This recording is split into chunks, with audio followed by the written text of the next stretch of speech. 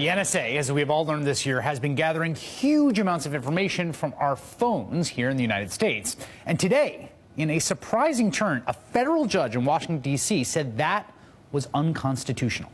Judge Richard Leon ruled that the National Security Agency's systematic collection of Americans' phone records reflects a use of, quote, almost Orwellian technology to violate the Constitution.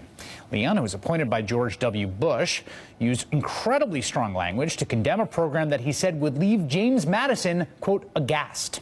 I cannot imagine a more indiscriminate and arbitrary invasion than this systematic and high-tech collection and retention of personal data on virtually every single citizen for purposes of querying and analyzing it without prior judicial approval, Leon wrote. Surely such a program infringes on that degree of privacy the founders enshrined in the Fourth Amendment.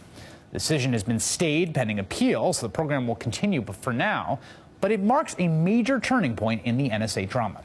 We spent the past 6 months coming to terms with the fact that in the era of NSA Chief Keith Alexander, the goal of the U.S. intelligence apparatus has been to collect it all, as one former senior official put it.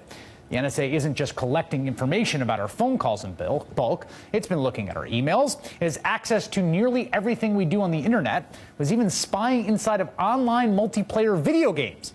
Indeed, there have been so many headlines exposing the complex web of NSA monitoring, we've become desensitized to each new revelation.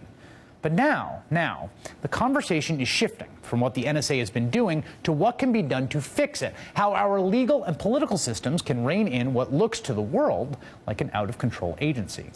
The fight for the future of the NSA kicked into high gear with today's landmark ruling. And if you don't think the NSA knows it is in for the fight of its life, you should watch the story about the agency that aired last night on 60 Minutes, in which the NSA sought to get its message out, and 60 Minutes more than obliged.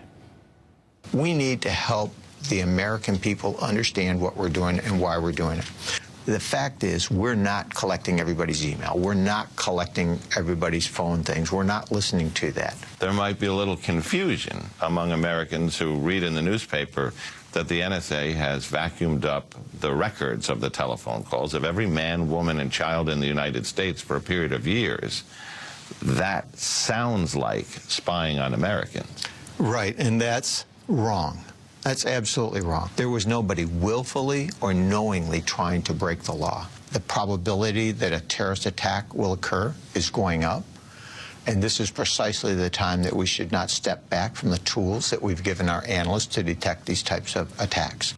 All right, when we come back, we're going to talk about that 60 Minutes piece, which has come in for a ton of criticism, as well as the fact the NSA now finds itself besieged from all sides.